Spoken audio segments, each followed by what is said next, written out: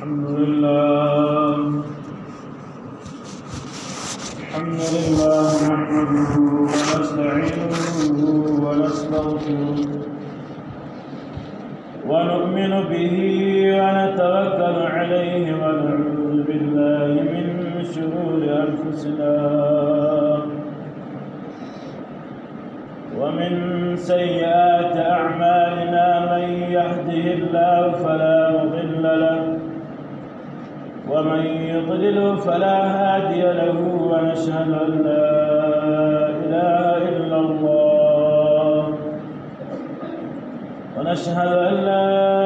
إله إلا الله وحده لا شريك له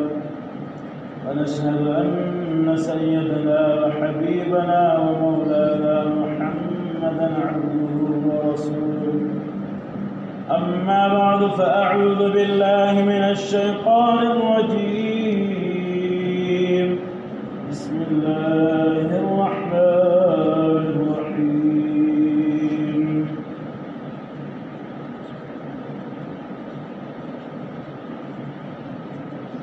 يوم ينفخ في الصور فتأتون أفواجا وفتحت السماء فكانت أبوابا وسيرت الجبال فكانت سرابا إن جهنم كانت مرصادا للطاغين مآبا لابثين فيها أحقابا لا يذوقون فيها بردا ولا شرابا إلا حميما وغساقا جزاء وفاقا إنهم كانوا لا يرجون حسابا وكذبوا بآياتنا كذابا وكل شيء أحصيناه كتابا فذوقوا فلن نزيدكم إلا عذابا صدق الله خالقنا العلي العظيم وعلى آل محمد كما صليت على إبراهيم وعلى آل إبراهيم اللهم بارك على محمد وعلى آل محمد كما باركت على إبراهيم وعلى آل إبراهيم إنك حميد مجيد حمد سناد وفاق ودقال الله جل جلاله عما نراده فقرآن عظيم فاك وفرما اليوم ينفخ في الصور فتأتون أفواجا أولا لما ترجم وتتولد الله جل جلاله إنسان تويل چه إنسان يوداركم وقت روان دي چغا نختمي دون کې دي دا حساب کتاب دا ډیر زیات دي او د یو ذره قدر حساب کیږي مثقال ذرة خيرا يرى مثقال ذرة شر يرى زیادہ کده شر ذره قدر خیر ولا شر ولا انسان حساب کیږي کده شر ولا خیر ولا الله جل جلاله فرمائے جہاں غورات چې د دنیا ټول بني آدم دا پمزک کی در مدفون سی ختم سی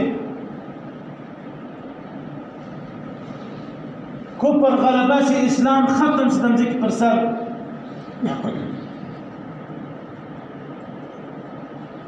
اسلام نام و نشان ختم سی تمزک پر سر بان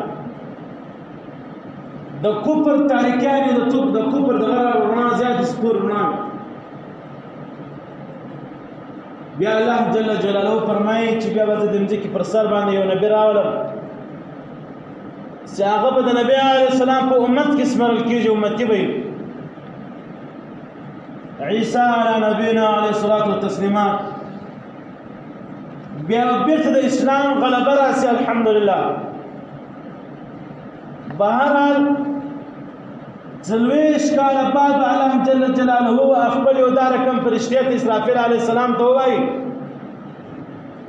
چې اوس د په شپېلۍ کې پوکه یوم ينفخ فی الصور فتأتون افواجا اسرافیل علیه الصلاة والسلام په شپېلۍ کې پوکي دا اواز بل مځکې څخه څومره خزانې دي څومره حجرې دي څومره نور ظاهرات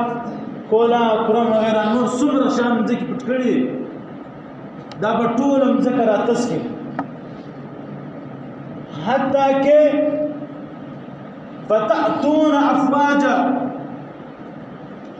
فمځکې چې څومره د بني آدم علی نبینا علیه الصلاة والتسلیم خلاوی نسي تر ننه پورې د ورځې قیامت ورځ د آخري ورځې پورې چې څومره مړونه په مځکه کې پراته په زراو کلونه بې شماره وخت تېر شوي او خلکو به دا به الله جل جلاله بېرته جوړ کړي ژوندي وي کې برابر وي کې دا به رامنځ کړي ټوله ده وسيرت الجبال فكانت سرابا دا شپېلۍ به دې شپېلۍ نه وي لکه انسان چې په خوله یې سیټي ووایي یا د موټر یو ارام یا د بل شي ارام یې سیټي ول کېږي له دغې شپېلۍ سره به دا ډبرې دا غرونه دا به وړی شي دا رقم وړی نه چې هغه د ټینګې پرېوځی پرتې دا رقم وړی لکه وایي نشته سلسلګي سره خلاص سلسلګي هوا یې وراسې سپکې واخلي دا غرونه به دا رقم شي ورځ به وي نری باران به وي د جمعې ورځ به وي دغه ورځ به الله جل جلاله شپېلۍ په اسرافیل علیه السلام باندې ووایي انسانانو په ټولۍ د میدان حشر ته روان محترم دوستانو میدان حشر په داخل انسان څخه بعض روایات کې راځي سلمرګ له قبر عذاب له قبر له راحت یا له قبر له عذاب بیا بل نور پنځه حساب نور کېږي په قبر کې خدري حساب اوس بیا پنځه حساب نور کېږي جمهور علماء کرام دا فرمایي چې هغه ورځ محشر وي چې انسان به دا حال وکړي چې انسان وتا ته ما عمر درکړی تا عمر 25 کې تیر انسان ته به دا وایي چې ما تا ته عمر درکړی تا عمر 25 کې تیر وخت 25 کې تیر بیا ورته وایي چې انسان ما تا ته ځواني درکړی او طاقت مې درکړی قوت مې درکړی ولې الله پاک تا ته وفرمایل الله الذي خلقكم من ضعف قوة ضعف ثم جعل من بعد ضعف قوة ثم جعل من بعد قوة ضعفا وشيبا انسان ځکه طاقت کې راولم بیا هغه د طاقت عبادت او ما ته خوند راکړي نو تا هغه طاقت هغه ځواني تا په چشت کې دریم نو دا ورته وایي چې ما ورته د دنیا درکړې وه دنیا مې درکړې وه بیا مې درته ویلي وو چې زه هغه ذات یم چې له ما سره که تجارت کوې زه در سره کوم مګر تا 25 کې صرف کړی 25 کې د خرڅ کړی انسان بلا جواب وي د انسان سره به یو جواب نه وي حتی کې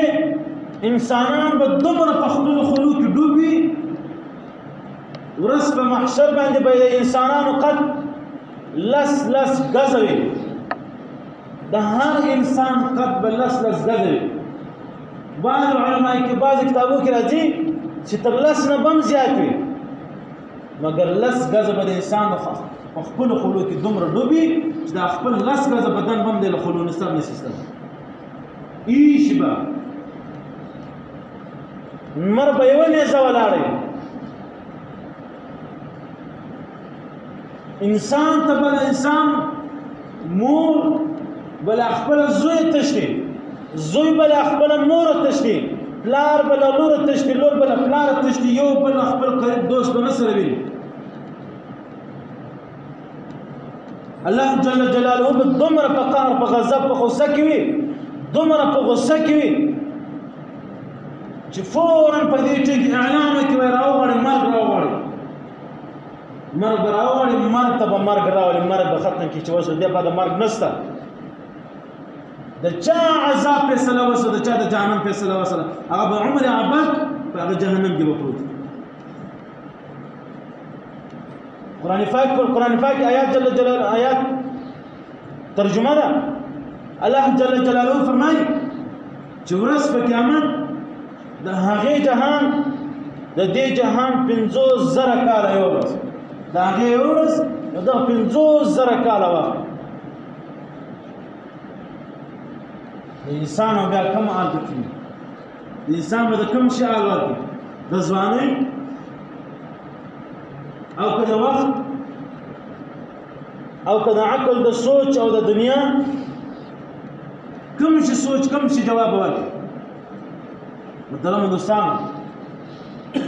څومره انبیاء کرام دې دنیا ته راغلي څومره اصحاب کرام دې دنیا ته راغلي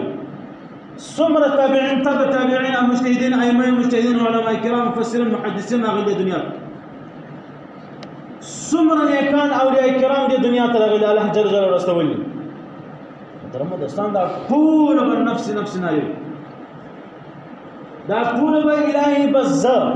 پر ما رحم وکړي پروردگار پر ما رحم وکړي چې هر څومره نیک سړی چې هر څومره غټ نبی چې هر څومره غټ تابعي یوه خبره انسانانو په خپل غم په خپل درد کې به دومره زیات مشغوله وي دومره زیات به مصروفه وي دومره زیات په درد کې وي چې هغه انسان به له ډېره درد له وجې څخه ډېر د غله خلو له بدبوی له وجې څخه هغه انسان په دغه کې بېهوشه پروت د ځان په حال کې بني چې راپورته کېږي او بېرته بې حاله کېږي چې راپورته کېږي او بېرته بې حاله کېږي درد به نشي برداشت کولی محترم دوستان یو حضرت محمد مصطفی صلی الله علیه وسلم دا راته یو کنج کې ناره کې یا رب امتي امتي یا رب زما امت یا رب زما امت یا رب خپل لور نه وای خپل اولاد قاسم طاهر عبد الله دا نه وای خپل لون مبارک نه وای خپل بیگان مبارک نه وای خپل نسیان حسن حسین رضی الله تعالی عنہ فرمای نور خاص یاران دوستان حضرت حق چاریا هغه من نه اخی ټوټل کل مجمع امت بدل مبارک به الله جل جلاله تعالی منځه د الله قهر او دمر په جذبات کې وي چې نبی علیه الصلاۃ والسلام د فرمایي چې یا رسول الله ته امت څه یا امت کې راپورت سو امت استاد امت حساب امت ده نبی علیه الصلاۃ والسلام اول ور الله جل جلاله ته دا خپل خوږ حضرت ابوبکر صدیق رضی الله تعالی عنہ عملنامه ورته پیش کړه الله ته د الله جل جلاله قهر غضب دغه جذبات د بنیمه سړی ختم بس بیا حضرت عمر رضی الله تعالی عنہ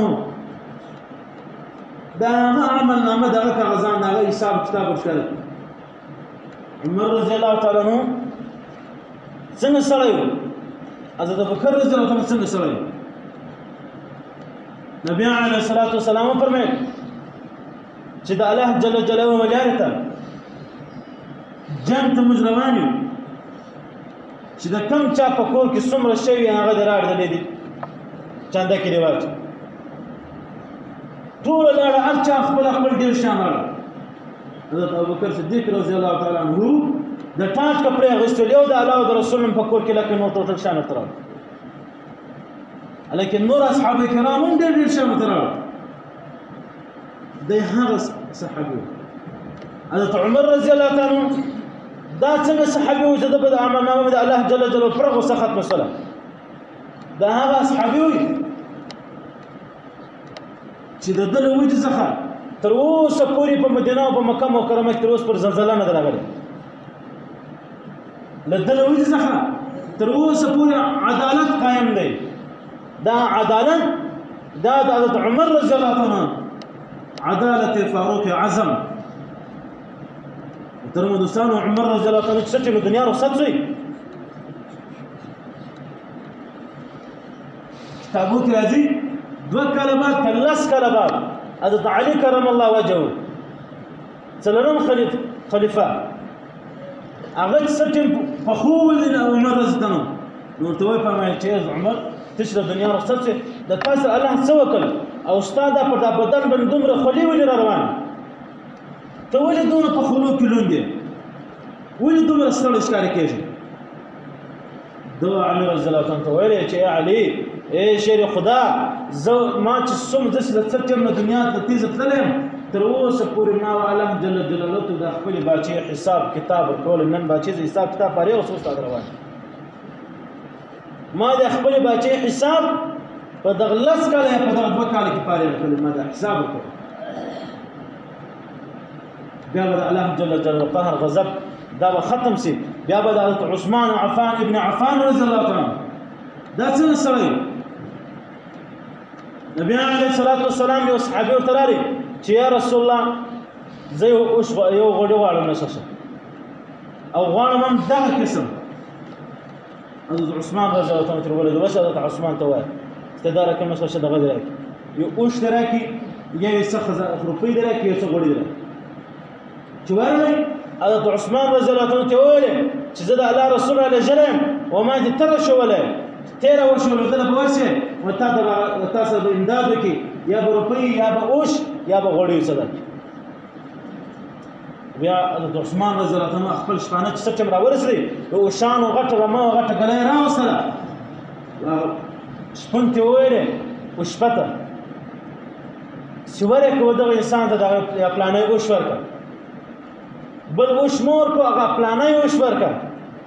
او اوش په ورته ویلې چې هغه اوش دی هغه د ټول د اوشانو تر مخ روانه ده هغه د اوشان د مخ څخه اوش دی هغه کوم ورکه بیا د نور اوشان تګ را تګ نس کوله ول بس ورکه هغه اوش ورکه څومره اوشان د اوشان ټول راموته عثمان رضی الله عنه ته ویل هغه اوش په بیرته دوی چې هغه په اوشانو کې دا کوم شان چې هغه خزانو بار دا رقم شان چې هغه شدول غړو بار دا رقم شان چې هغه مال ته د لرګو د بار بل شرا بار کړی راوړل ول هغه بارونو د خزانه او د شان ټول ورکړه د الله رسول ما تعالی شری به ورته ول د زلسکون ولتهم صلی الله علیه وسلم د خپل مزدور کوم ته د بالا د درس ولې ته شپه عثمان رضی الله عنه رقم سره بیا دغه عملنامه چې الله ته موجوده پیش کړه د الله جل جلاله به نیمه خوشالي نیمه به الله جل جلاله په خوشالي کې راځي بیا د علی کرم الله وجه دا څنګه انسان د هغه انسان ولې چې الله جل جلاله او انبیاء کرام نبی علیه السلام د شر خدا ویل د الله جل جلاله شر دا رقم وو په جنگ په جهاد کې چې څومره غټ لشکر د کفارو باندې راغی د خپل تور سٹارټ کروان به سره داغو باندې د ستر اثر نه وتر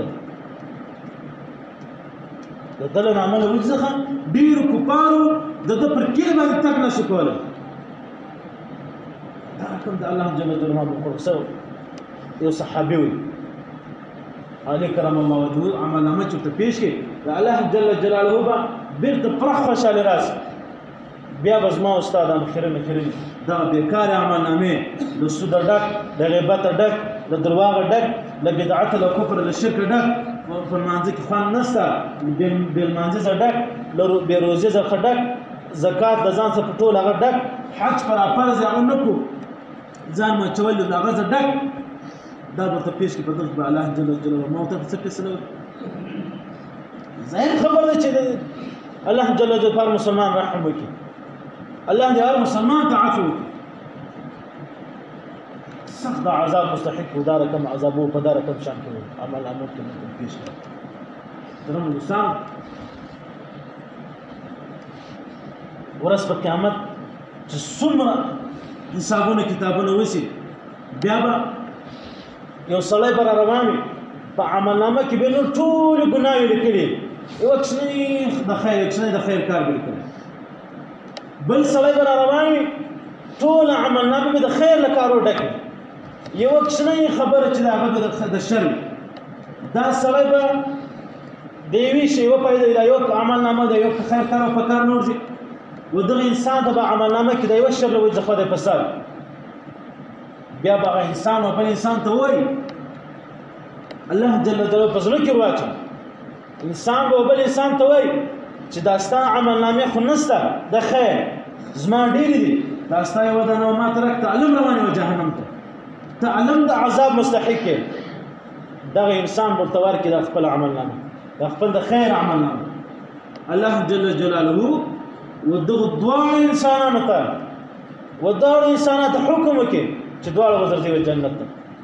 یو انسان خپل خاص خوش کړه شي دا یو الله جل جلاله د پاره انسان ته او دا بل انسان د عملنامې پرسولې او ځکه الله جل جلاله ته دا رقم یو پر بل مهربان یو پر بل ښه نظر د همسایه جبرائیل امین به نبی علیه الصلاة دومره ډېر زیات تللی و راتلی د همسایه په حق کې نبی علیه السلام فرمایي وایي زه په دې ویره کې ولم چې د همسایه حق پر همسایه باندې فرض نه شي زه په دې ویره کې وم چې د همسایه وارث و میراث دا بل همسایه وانخلي